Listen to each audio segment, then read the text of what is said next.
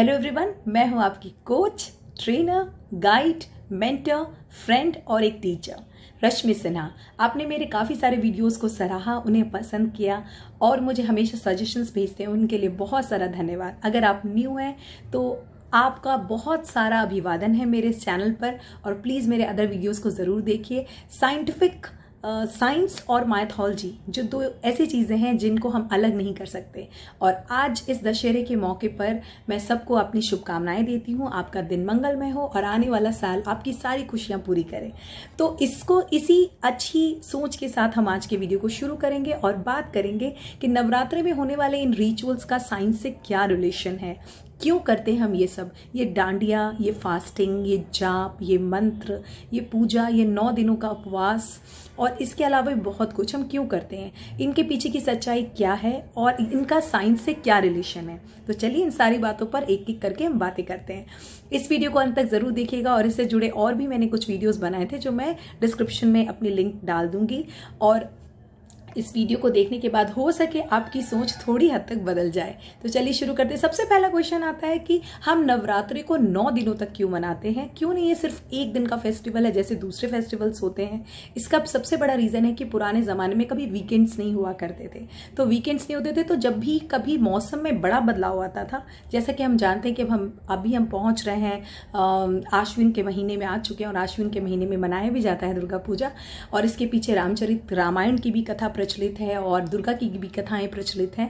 तो इसलिए हमेशा वीकेंड्स की तरह या कह लीजिए एक हॉलीडे लेकर के लोग रिलैक्स करने के लिए इसे 9 दिनों तक सेलिब्रेट करते हैं, जिसमें दुर्गा के 9 रूपों को सेलिब्रेट किया जाता है। दुर्गा जो देवी है शक्ति की और बहुत सारी पार्स हैं उनमें, और वो हमें अपनी कमजोरियों से जीतना भी सिखाती हैं। दूसरा प्रश्न आता है आखिर फास्टिंग क्यों? बिना फास्टिंग के भी तो पूजा की जा सकती है जैसी दूसरी पूजाएं होती हैं। तो इसका सबसे बड़ा रीजन है कि इंटरमीडिएट फास्टिंग को तो पूरे वर्ल्ड वाइड भी अप्रूव किया जा चुका है। जैसा कि हम सब जानते हैं कि फास्टिंग करने से हमारे बॉडी का जो रेगुलेशन है वो करेक्ट हो जाता है। जैसे हमारी इम्यूनिटी बूस्ट होती है, हमारे बॉडी में बनने वाले कई वायरस उसमें मारे जाते हैं। तो इनको रेगुलेट करने के लिए ही लोग फास्टिंग करते हैं या सात्विक भोजन करते हैं। सात्विक भोजन का मतलब है जिसमें लहसुन प्याज का इस्तेमाल नहीं किया जाता। अब लहसुन प्याज से भाई क्या दुश्मनी है, बाकी खाना तो हम खाते हैं, लहसुन प्याज क्यों नहीं खाते? तो सीधी सी बात है, लहसुन प्याज का जो इस तरह के जो सात्विक भोजन नहीं होते हैं उन भोजन में बॉडी को बहुत गर्मी मिलती है या ज़्यादा ऊर्जा मिलती है। तो हमारा दिमाग क्या होता है, उससे गर्म हो जाता है। तो हमें अपने दिमाग को कूल रखना है, पीस रखना है, संयम में रखना है, गुस्सा नहीं करना है। तो इन चीज़ों को कंट्रोल करने के लिए कह लीजिए कहीं ना कहीं हमारा मेंटल बैलेंस जो करेक्ट होता है वो इसी वजह से होता है, क्योंकि हम या तो सात्विक भोजन कर रहे होते हैं और साथ ही साथ हम या तो फास्ट पर होते हैं। तीसरी बात आती है नवरात्रि में डांस क्यों करते हैं। डांडिया का अपना ही एक महत्व है। नवरात्रि में हमेशा डांडिया होता है, कई जगहों पे ऑर्गेनाइज होता है और आप जाते भी हैं, एंजॉय भी करते हैं। जैसे कि आप मुझे भी देख सकते हैं, मैं कुछ हद तक डांडिया लुक में ही हूँ बट कर नहीं रही हूँ। तो डांडी का मतलब ये है कि जब आप डांस करते हैं, डांस को बेस्ट एक्सरसाइज माना जाता है, साथ ही लाफिंग को भी बेस्ट एक्सरसाइज लाफिंग, स्लीपिंग और डांसिंग, ये 3 ऐसी चीजें हैं जो हमारी बॉडी के जो भी चीजें नॉन सिस्टमाइज होती हैं या डिस्टर्ब होती हैं उनको वो रेगुलेट कर देता है। तो जब आप डांस करते हैं तो इंडोर्फिन नाम का जो आपकी बॉडी में केमिकल है वो बनता है और वो हमारी बॉडी में एक फील गुड फैक्टर क्रिएट करता है। इसलिए डांस करके हम अपनी सारी दुविधाओं से बाहर आ जाते हैं और इस साइंस के साथ नवरात्रि में डांस का बहुत ज़्यादा प्रचलन है। गरबा किया जाता है, डांस किया जाता है, ऑर्गेनाइज किया जाता है। अब एक सवाल है कि भाई इतना सब कुछ तो हमने चलो कर लिया, फास्टिंग भी कर ली और सात्विक भोजन भी कर लिया, मंत्रो जाप क्यों करते हैं? मंत्र जाप करने का क्या मतलब है? तो मुझे एक बात बताइए, जब आप किसी भी चीज़ को याद करते हैं तो कई बार उसे रिपीट करते हैं। रिपीट करते वक्त हमने जो चीज सबसे बड़ी नोटिस की है वो है हमारा कॉन्सेंट्रेशन लेवल।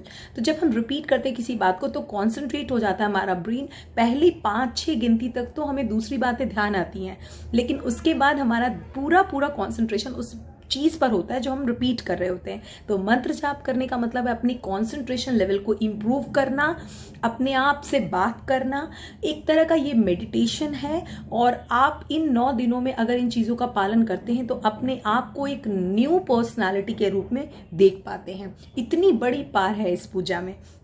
और सबसे बड़ी बात है, एक साइकोलॉजी काम करती है। बड़े बुजुर्ग हमें कहते हैं ये करना चाहिए क्योंकि ये किया जाता है, लेकिन उसका जवाब वो कभी नहीं देते कि आखिर क्यों किया जाता है।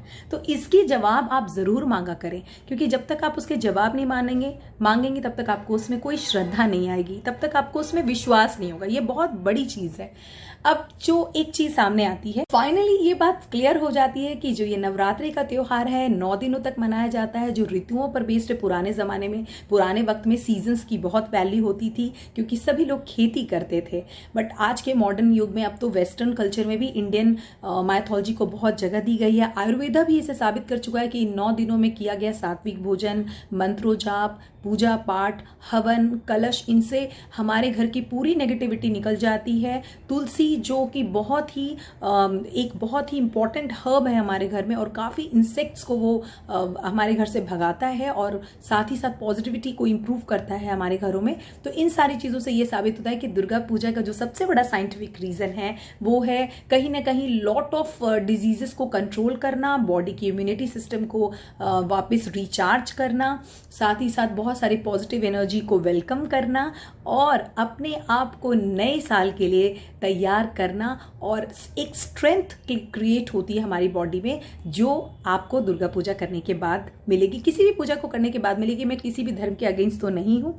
शंख बजाते हैं हम, शंख बजाते वक्त जैसे कि हाँ मुस्लिम कल्चर में अजाम होती है तो उनकी आवाज़ सुनाई पड़ती है सारे जगह, वैसे ही शंख बजाने से पूरे घरों में आवाज़ होती है, मंदिरों में उसकी आवाज़ होती है, घंटियों की आवाज़ होती है, जिससे हमारे अंदर जो है एक जो आप घंटी की आवाज़ सुनेंगे तो आपको लगेगा उसमें इको हो रही है, उसमें ओम ध्वनि होती है। तो इस ध्वनि से इको होती है और हमारा मेंटल बैलेंस या हमें मानसिक शांति जो है वो मिल जाती है। तो इस पर करें पूरा विश्वास और इस तरह के और सवालों को ज़रूर मेरे कमेंट बॉक्स में डालिए। और मेरे दूसरे वीडियोस को देखने के लिए बहुत बहुत धन्यवाद। जो नए हैं फिर से मैं उन्हें वेलकम करती हूँ वापस एक बार और। दशहरे की बहुत बहुत शुभकामनाएं और इसी थैंक यू नोट के साथ मैं अपना वीडियो एंड करती हूँ। Thank you, bye bye, take care.